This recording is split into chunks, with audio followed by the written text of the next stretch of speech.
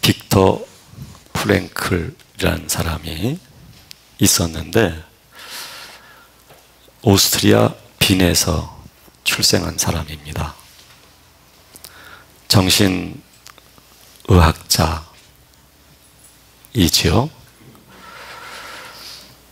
제가 알기로는 1905년도에 태어나서 1997년도에 사망한 것으로 알고 있습니다. 이분이 지은 책이 유명한 책이 있는데 죽음의 수용소에서라는 책이 하나가 있고요. 하나는 삶의 의미를 찾아서라는 책이 있습니다. 이분의 생애가 굉장히 고통스러웠어요. 세계 제2차 대전 때에 그 히틀러에 의해서 가진 고통과 아픔을 겪게 되죠. 그리고 그 무시무시한 아우슈비츠 수용소에 있기도 했어요. 많은 유대인들이 가스실에서 죽었죠. 이 사람도 그런 죽음의 위기를 많이 넘기고 여러 수용소를 다니면서 그렇게 힘든 시간을 갖게 돼요. 빵 한 조각으로 하루를 버텨야만 했고 또 언제 죽을지 모르는 그런 위기 속에서 살게 됩니다. 추위에 떨어야만 했고, 그러니까 인간으로서는 가장 처절한 그런 시련 그리고 고통을 겪게 됩니다. 바로 이 내용을 기록한 것이 죽음의 수용소에서라는 책이에요. 이분은 그렇게 말을 해요. 사람이 이 즉 이 고통이라는 것을 벗어날 수는 없다고 말을 해요. 어떤 사람이든 간에 고통으로부터 벗어난 자유의 삶이 주어지지는 않는다라고 얘기를 하죠. 자유라고 하는 것은 그래서 이 고통이라는 것을 통해서 얻어지는 것이다 라고 말을 해요. 근데 이분이 그런 위기와 어려움 속에서 그 이겨낼 수 있었던 것이 뭐냐면 바로 의미이다. 그러니까 사람이 산다는 것에 대한 의미, 이유, 그것을 알면 시련을 극복할 수 있고 또 고통을 벗어날 수가 있다. 이 사람은 근데 니체의 영향을 받아요. 니체는 신이 없다라고 말한 사람이에요. 원래 니체의 아버지는 목사님이셨는데 일찍 돌아가셨어요. 그리고 엄마도 여성이고 누나들도 여성이고 아마 자기 남동생이 있었던 것 같아요. 근데 남동생은 또 일찍 죽고 그러다 보니까 그 여성들 틈에서 자라면서 굉장히 감정도 섬세하고 그랬던 것 같아요. 원래 목사가 되기 위해서 신학을 공부하다가 성적이 별로 안 좋았어요. 그래서 신학 담당 교수인지 어느 사람이 니체에게 신학을 포기해라. 그리고 포기를 해요. 그리고 온갖 방탕의 삶을 살아요. 여자와 함께 쾌락을 추구하면서 살아요.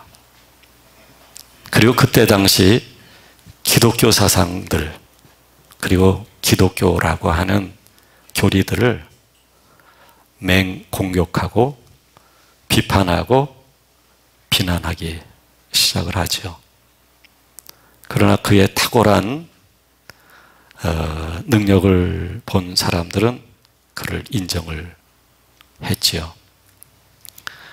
이제 그런 가운데서 몸이 굉장히 안 좋아서 여러 개의 질병을 가지고 살아요. 그리고 술을 마시고 그렇게 인생을 살아요. 그러다 보니까 정신착란 증세까지도 나타나게 되죠. 그런 가운데서도 이 집필을 계속을 해요. 그래서 책을 쓰기도 하고 그런 책들이 굉장히 유명한 책이 되었던 거죠.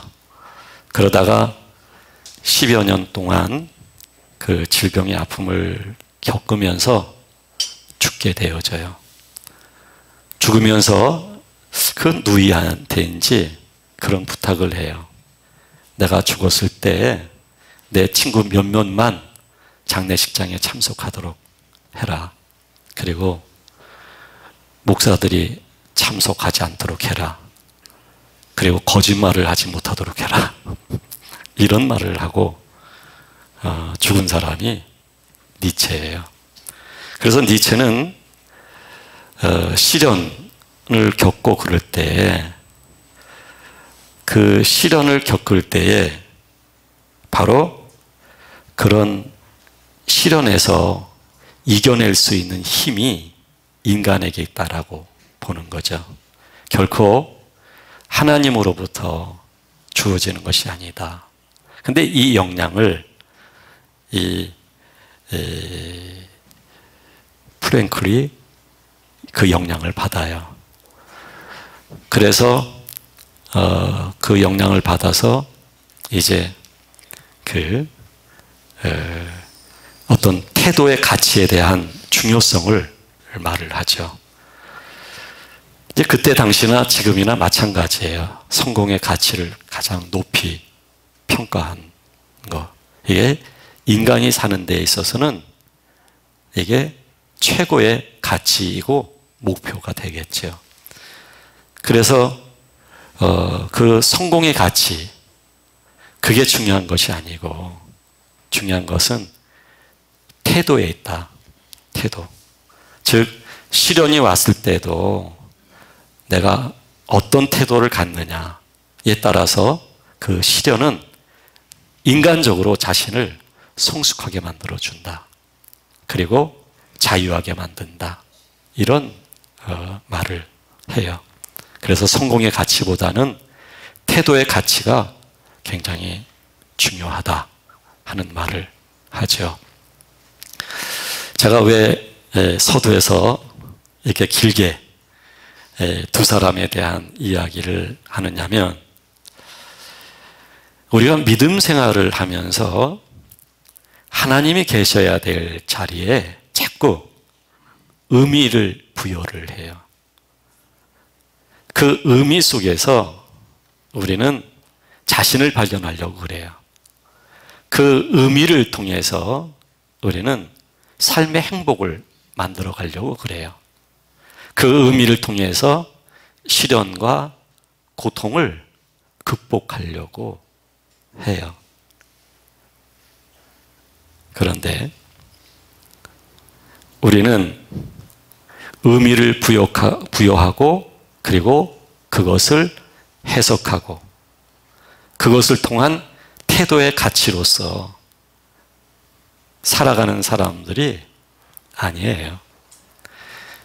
물론 믿음 생활을 하면서 그것은 불가피하게 거쳐가야 될 과정이에요. 그렇지만 우리는 끊임없이 그렇게 의미를 찾아서 스스로 만족하고, 그리고 의미를 찾아서 외로움과 슬픔과 우울한 마음을 극복해 가고, 이게 심리적으로는 그럴 수 있어요. 그렇지만 하나님을 믿는 우리들은 그렇게 의미 때문에 그것이 믿음의 동력이 되어서 하나님을 믿고, 그리고 하나님 앞에서 살아가는 것이 결코 아니에요. 그러니까 이 믿음이라고 하는 것은 깨달음의 세계가 아니에요. 이성과 생각으로서 믿음이 이해되어지거나 정리되어지는 것이 결코 아니에요. 즉, 의미를 부여해서 해석하고 태도의 가치를 갖게 되는 것은 사실은 이성적인 활동이에요. 자기 논리. 내가 어떤 생각을 하느냐에 따라서 어떤 사물이나 어떤 환경이 전혀 다르게 받아들여질 수 있어요. 제가 오늘도 운전하면서 오는데 제 차를 비롯해서 세 대의 차가 엉키게 됐어요. 최초의 제공은 연세가 높으신 노부부의 차량이었어요. 두 개의 차선을 왔다 갔다 하시다 보니까 제 차가 진행하는 데 있어서 방해를 받게 된 것이죠. 그리고 제가 그 차를 빠져나오려고 하는데 운전이 서투르실 줄 알았는데 붕 하고 가시는 거예요. 그러다 보니까 제가 어쩔 수 없이 다시 뒤를 따라서 가기 위해서 신호를 바꾸는 순간에 뒤에서 큰 SUV 차가 빵빵 하고 크락션을 울리더라고요. 제가 깜짝 놀라서 차를 다시 제가 직진하던 차선으로 바꾸고 이 차는 지나가게 된 거예요. 이런 상황이 되면 사람은 불쾌할 수 있어요. 보복운전이라는 게 그래서 비롯되는 거거든요. 창문을 열고 욕설을 퍼붓는다든가 그럴 수 있거든요. 근데 중요한 것은요,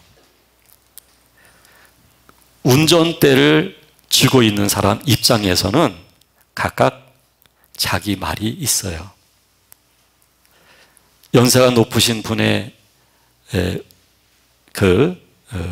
입장에서도 자기 입장이 있을 것이고요. 또 저한테 크락션을 울리면서 쏜살같이 달려나가신 SUV 차량도 자기 입장이 있을 거예요. 또 저는 저대로 제 입장이 있는 것이죠. 그 입장이라고 하는 것은 내가 어디에 서 있느냐. 우리는 그 입장에 굉장히 충실한 사람들이에요. 이것을 통합적으로 볼 수 있다면 불쾌할 일이 아니에요. 욕을 할 일도 아니에요. 우리는 이것을 통합적으로 볼 수 있는 입장이 아니거든요. 운전할 때 입장과 횡단보도를 건너갈 때 입장이 우리가 달라요. 그래서 우리는 그 입장에 굉장히 충실한 사람들이에요. 그래서 어떤 사물이나 어떤 환경을 볼 때도 어느 입장에서 어떻게 해석하느냐에 따라서 우리는 그것을 극복할 수 있는 힘이 생길 수가 있고, 아니면 그것 때문에 스트레스를 받아서 마음이 우울해지거나 슬퍼질 수도 있는 것이죠. 그러므로 믿음이라고 하는 것은 이런 입장, 그리고 시각, 그리고 그거에 따른 해석, 그 의미를 찾아 나가는 것, 그렇게 깨달아가는 것, 그게 사실은 믿음은 아니거든요. 그런데 우리는 믿음을 그렇게 이해를 해요. 깨닫고 그 깨달아진 것으로서 우리는 기뻐해요. 그리고 그것이 믿음의 정석이라고 생각을 해요. 믿음의 목표이고 방향이라고 생각을 해요. 우리는 그렇게 상당 부분을 이성과 생각으로서 믿음을 이해를 하고 있는 것이죠. 하나님은 그래서 우리들에게 시련을 주시고 또 고통을 주시는 거예요. 시련과 고통 속에는 인간의 이성이 절망하게 되어 있습니다. 환난과 그리고 모진 위기 속에서는 인간이 가지고 있는 그 어떤 요소들까지도 다 절망적일 수밖에 없는 것입니다. 그래서 사도 바울이 자신을 의지할 수 없었듯이, 하나님만 의지할 수밖에 없었듯이, 그렇게 하나님은 우리를 인도해 가시는 거예요. 시련을 겪을 수 있고 또 내가 원하지 않는 그런 환경을 우리는 맞이할 수 있어요. 그런데 중요한 것은 그런 환경을 어떻게 극복하느냐, 어떻게 출구를 찾느냐. 그래서 슬프지 않고 우울증에 걸리지 않고 외롭지 않고 유쾌하고 즐겁고 행복하게 사느냐. 이것이 많은 사람들이 가지고 있는 바람이에요. 그러나 시련, 환난, 고통, 우리가 그것으로부터 자유해지는 게 1차적 목표가 되면 곤란해요. 그것을 어떻게 극복하느냐, 어떻게 그것에 대하여 출구를 찾느냐, 이것이 우리의 기대, 우리의 바람이 되어서는 곤란하다는 얘기예요. 하나님은 우리에게 시련을 주시고 고통을 주시면서 우리가 그것을 어떻게 극복하는지를 보고 싶어서 주시는 게 아니에요. 우리가 어떻게 성경을 암송하고 성경을 적용하면서 어떻게 그것을 의지적으로 이겨내느냐, 사실 그것을 1차적으로 하나님은 보고 싶으신 게 아니에요. 하나님이 원하시는 것은 우리들 자신인 거예요. 우리들 자신을 하나님은 얻고 싶으신 거예요. 시련의 극복이 중요한 것이 아니라 극복하기 위하여 깨닫고 의미를 갖는 것이 중요한 것이 아니라 내가 그 시련을 통해서 얼마만큼 하나님을 의지할 수 있는 사람이 되느냐 하는 것입니다. 하나님을 의지하는 데 있어서는 단순히 내가 방향을 하나님께 향하는 것만 의미하는 게 아닙니다. 문제를 바라보다가 너무 고통스러우니까 방향을 하나님을 향해서 바라보는 것만이 하나님을 의지하는 게 아니에요. 그거는 중요한 전환이지만 중요한 것은 그 시련을 통해서 의미를 찾으려고 하고 내가 출구를 찾으려고 하고 내가 아픔으로부터 자유하려고 하는 지극히 인간의 욕망 속에 사로잡혀 있는 우리들을 하나님은 그런 시련을 통하여 예수 그리스도의 죽음으로 안내하시는 거예요. 즉 우리의 욕망을, 우리의 바램을, 우리가 찾는 출구를 하나님을 대체하는 그 어떤 것들을 끊임없이 추구하는 우리들, 그런 속성을 가지고 있는 우리들을 하나님은 십자가에서 내가 나를 부인하고 내게 주어진 십자가를 짊어지고 따라올 수 있는 사람 되게 하시기 위하여 하나님은 시련을 주시고 그런 환경을 조성하시는 거죠. 우리는 인생을 살아오면서 크고 작은 상처를 가지고 있어요. 성경에서도 그 상처를 받은 사람들이 있지요. 날 때부터 앞을 보지 못한 사람이 있어요. 수많은 절망과 아픔을 겪었을 거예요. 그리고 인생을 포기한 거죠.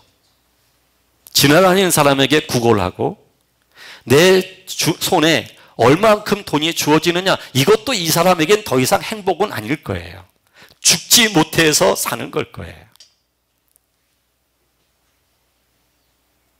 제자들과 주님이 걸으면서 그 사람을 보게 됐을 때 제자들이 주님께 말씀을 드리죠.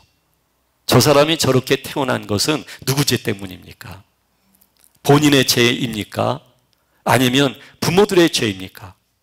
우리 주님께서 말씀하시죠. 부모들의 죄도 아니고 본인의 죄도 아니고 하나님께서 하나님의 일을 나타내기 위해서다라고 말씀하십니다. 우리들에게도 상처가 많아요. 지금 함께 사는 사람과의 관계에서도 과거 속에 상처를 많이 받았어요. 근데 지금 사는 사람이 동일한 말과 동일한 행동을 하게 되면 반드시 과거로 내가 돌아가요. 그 상처를 내가 직면하게 되어져요. 이미 시간이 흘러서 그 사건이 있었던, 상처를 받았었던 그 시공간이 달라졌는데도 불구하고 그 상처가 내게 있다 보니까 과거로 쉽게 돌아가는 거예요. 그리고 과거 속에 내가 매이는 거예요. 지금 내가 살고 있는 것은 하나님 안에서 하나님의 자녀로서 살고 있는 새로운 사람이 되었는데, 제가 설교하였듯이 새로운 리듬으로 살아가는, 성령의 흐름 속에서 살아가는 사람이 되어 있는데 훌쩍 과거로 돌아가는 거예요. 그리고 나는 그 상처로부터 벗어나고 싶어요. 지금 내게 상처 주는 사람으로부터 벗어나고 싶어요. 이게 모든 사람들의 마음이에요. 그러나 상처가 있을 때 우리가 상처로부터 벗어나는 것이 1차적 목표가 될 수 없어요.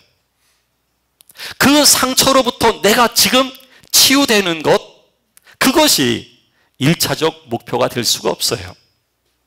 그것으로부터 벗어나고 치유가 되어지고 출구를 찾고 지금 관련된 사람이 달라지고 나를 나답게 대우할 수 있는 사람이 되었으면 좋겠다라고 하는 마음 있을 수 있어요. 공감해요. 그러나 그 마음까지도 내 마음이라는 걸 알 필요가 있어요. 사람의 일을 내가 생각하고 있다는 것을 알 수가 있어요. 상처를 벗어나려고 하지 마세요. 상처로부터 치유되려고 하지 마세요. 그 전에 그 상처가 나를 충분히 절망시키거나 굴복시키게 하십시오. 그 상처를 통해서 내가 하나님을 의지할 수밖에 없는 사람 되게 받아들일 수 있어야 되는 거예요. 그거를 통해서 단순히 조금 전에 말씀드린 것처럼 하나님을 향한 방향의 전환이 아니고 그 상처를 통해서 내가 무너지거나 나를 부인할 수 있는 그 거칠고 그 집요한 아집과 욕망과 그 본성과 성향이 상처가 그것을 절제시키고 그것을 아프게 만들고 하고, 이걸 통해서 우리는 가장 중요한 나라고 하는 본질 자체가 변화되기 시작하는 거예요. 그래서 하나님은 우리들에게 상처를 주신 것이고 그 상처를 통해서 우리가 나를 의지하지 않고 하나님을 의지하도록 하기 위하여 하나님이 인도하시는 방법이에요. 그거를 내가 거부하게 되면, 오늘 그거와 동일한 것에 대하여 내가 거부하게 되면 내게 주어지는 건 뻔한 거예요. 아픔이에요. 그 아픔은 나를 슬프게 할 거예요. 그 슬픔은 나를 우울하게 만들 거예요. 그 우울이라고 하는 것은 깊이 들어가면 빠져나오기가 어려워요. 제가 어렸을 때 한강에서 수영을 좀 했거든요. 잘해서 한 게 아니에요. 이 개헤엄밖에 못해요. 근데 거기에 보면 더 이상 선을 넘지 말라는 스티로폴로 만든 경계선이 있어요. 이걸 벗어나면 위험하다는 거예요. 우울도 마찬가지예요. 벗어나면 약물 치료를 받게 되어져요. 그 우울이라는 감정, 슬픔이라는 감정, 내가 이 상처로부터 벗어나려고 하기 때문에 그래요. 이 상처가 치유되어지기를 바라기 때문에 그래요. 우리는 부끄러운 나의 행적까지도 잊어버리려고 해요. 그것을 잊게 되면 자유로워져요. 그것을 기억하게 되면 나는 너무 괴로워요. 그러나 괴로움이 필요해요. 아픔이 필요해요. 과거의 상처가 지금까지 연결되어진다 할지라도 필요해요. 다만 그것을 벗어나거나 좋은 환경을 기대하기보다 하나님이 내게 하나님의 일을 나타내심이 무엇인지를 볼 수 있어야 돼요. 하나님은 지금 나를 그걸 통해서 나에게 가장 중요한 변화를 주고 계시는 거예요. 그래서 믿음이라는 것은 이성으로 지식적으로 동의하는 게 믿음이 아니에요. 나의 감정으로 동의하고 공감하는 게 믿음이 아니에요. 믿음이라고 하는 것은 하나님의 영에 의하여 내가 가진 시련을 통해서 예수 그리스도가 말씀하신 것처럼 나의 성향들이 부정 내지 부인되어지고 하나님의 마음과 거룩함이 내게 입혀지게 됨으로써 나라고 하는 존재의 본질이 바뀌어지기 시작할 때 그것은 내 안에서부터의 변화인 거예요. 그게 하나님을 의지하는 거예요. 신념이 아닙니다. 하나님은 살아계셔. 하나님은 능력이야. 전능하신 분이야. 전능하신 하나님이 내게 능력 주시기에 나는 이겨낼 수 있어. 그래, 주 안에서 믿음으로 화이팅하자. 이거는 세상 사람들이 살아가는 화이팅하는 방법과 다를 바가 없어요. 그리스도의 복음이 그렇게 능력이 없는 게 아니에요. 하나님의 말씀이, 하나님의 능력이 그렇게 능력이 없는 게 아니에요. 너무 그리스도의 능력과 하나님의 거룩함과 그 위대하심을 그렇게 낮게 평가하거나 낮게 이해하지 마십시오. 하나님은 우리들을 본질 자체의 변화를 주시기 위해서 역사하시는 분이에요. 그래서 믿음이라고 하는 것은 그냥 내가 이 속사람으로부터 새로운 사람이 되는 거예요. 시련을 겪을 때 그것이 능히 나를 슬프게 할 수 있고 아프게 할 수 있고 그 고통이 나를 너무너무 괴롭게 할 수 있어요. 그래서 우울할 수도 있어요. 그러나 그때마다 그것을 벗어나기 위해서가 아니라 나를 찾으시는, 나를 찾아오시기를 원하시는 하나님 아버지를 인정할 수 있어야 되는 겁니다. 그 시련 자체가 하나님으로부터 허용된 것임을 인정하고 받아들일 수 있어야 되는 것입니다. 물론 사도 바울은 겪은 이 환난이 살 소망이 끊어질 정도로 힘든 환난이었지만 이것은 사도 바울의 개인적인 연약함으로 발생된 건 아니에요. 그리스도의 공적인 사역을 위해서 복음을 전하다 보니까 또 불가피하게 유대주의자였던 자신이 하나님의 예수 그리스도의 제자가 되다 보니까 유대인들로부터 생명의 위협을 받은 거예요. 사도 바울을 죽이려고 했던 거예요. 그래서 사도 바울은 강주를 타고 성을 벗어나기도 하고, 심지어는 사도 바울을 죽이기 위하여 맹수와 같은 위험한 사람들, 어쩌면 굶주린 맹수를 풀어서 자기 살을 뜯어먹도록 만들려고 했는지도 몰라요. 그러나 이것은 신중한 해석이 필요해요. 어쨌든 그런 위기 속에 사도 바울은 노출되었는데, 그것은 사도 바울이 가지고 있는 연약함 때문에가 아니에요. 우리는 나의 연약함, 나의 문제로 빠져서 아파하는 사람들이에요. 우리는 부끄러워해야 해요. 과연 우리가 그리스도 안에서 하나님을 믿으면서 내가 겸허히 배려하고 섬기면서 그리스도의 향기를 드러내는 가운데 겪는 환난이라고 한다면 참 아름다운 환난이겠죠. 우리는 나로부터 발생된 거예요.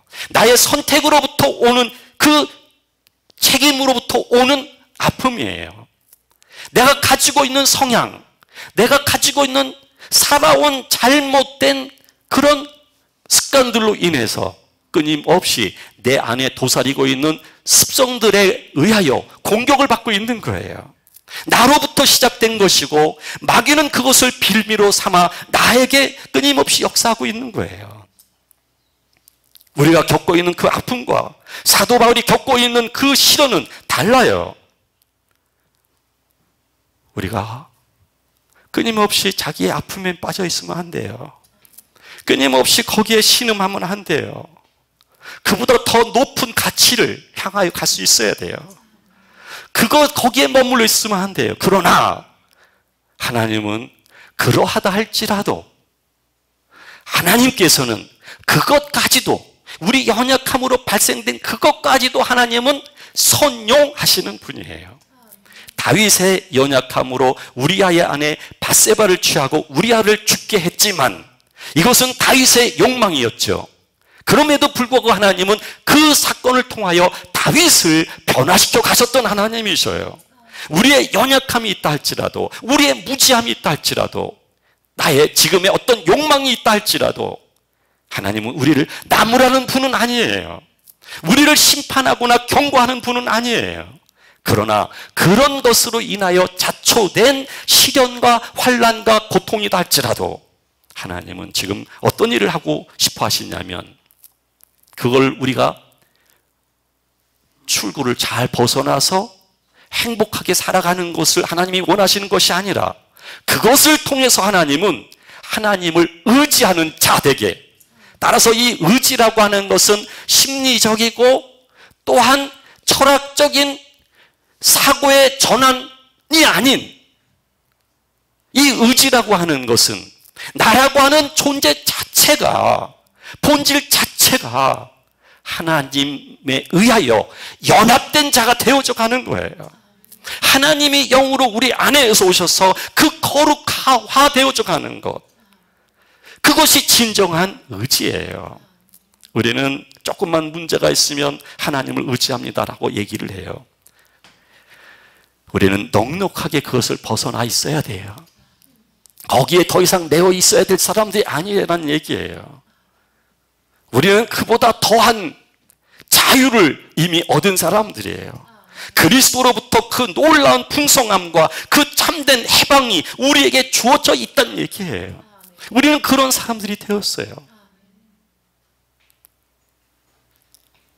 그래서 끊임없이 찾아오시는 하나님, 이런 얘기예요. 저 우리 어머니한테 태어나서 우리 어머니 아들인데 지금도 우리 어머니 아들이라는 걸 알고 있어요. 유전인자 검사를 했기 때문에가 아니에요. 여기 우리 딸이 있지만 유전인자 검사 저 안 해봤어요.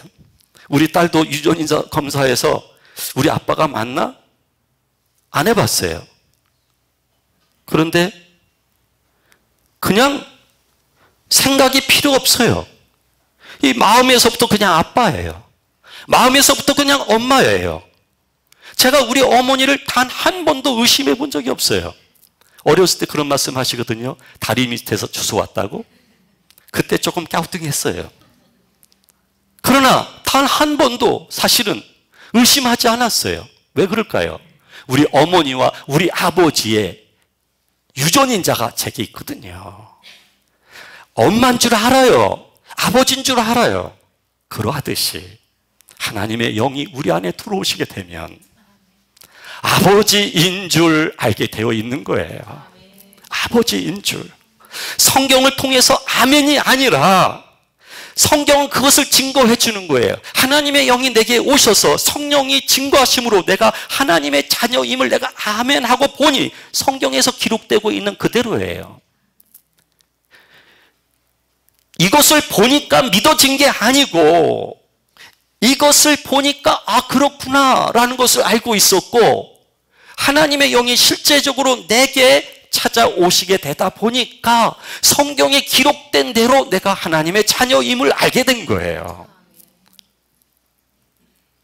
그래서 여러분 시련, 아픔이 있을 수 있는데 예민하시죠? 벗어나고 싶으시죠? 그것도 하나의 욕망이에요. 그 욕망이 닳아버리고 소멸되기까지 끊임없는 시련은 계속될 거예요. 다만 사건과 형태가 바뀔 뿐이에요. 최종적인 목적은 뭐냐면 하나님은 우리를 얻고 싶으신 거예요. 나를 하나님은 얻고 싶으신 거예요. 하나님은 내 안에 오셔서 나와 함께 하시기를 원하시는 분이에요. 내 편이 아니에요. 내가 하나님 편이 되는 것이죠. 하나님이 내 편이기 때문에 두려울 것이 없다라고 얘기하는데 자기중심의 말이에요. 내가 하나님 편이 되는 거예요. 그냥 그렇게 고백에 나와요. 그래서 살 소망 속에서 사도 바울은 하나님의 죽을 것 같았었는데 그 고통과 시련에서 건져주신 것에 대한 감사 이야기가 아니에요. 사도 바울의 진정한 위로는 그것으로부터 벗어나게 하시셨다가 아니에요. 그것을 통해서 하나님을 의지할 수밖에 없는 사람으로 하나님과 더 깊은 관계의 사람이 되어졌다. 내 안에 하나님에 의하여 하나님의 사람으로서의 성향적 성질상의 변화가 오게 되었다. 이거예요. 이것이 사도 바울은 최고의 위로라고 말씀하고 있는 거예요. 우리의 진정한 위로라고 하는 것, 시련으로부터 벗어나는 게 아닙니다. 나를 아프게 하는 사람이 없어지는 게 아닙니다. 그게 아니고 그것을 통해서 내가 하나님의 사람으로 하나님과 온전한 연합된 자로의 변화가 찾아오게 됐을 때 그게 진정한 위로예요. 그게 진정한 자유예요.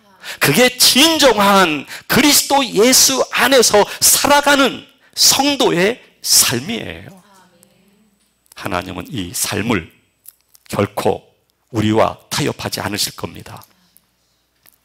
하나님은 반드시 이 뜻을 이루실 것입니다. 그래서 반드시 하나님의 거룩함을 이루실 것입니다. 하나님의 생명과 하나님의 나라와 하나님의 의 가운데 살아갈 수밖에 없는 우리로 그렇게 만드시고야 말 것입니다. 한 가지 분명한 것은 그것으로부터 도망갈 수 있는 사람은 아무도 없다는 사실입니다. 기도하겠습니다.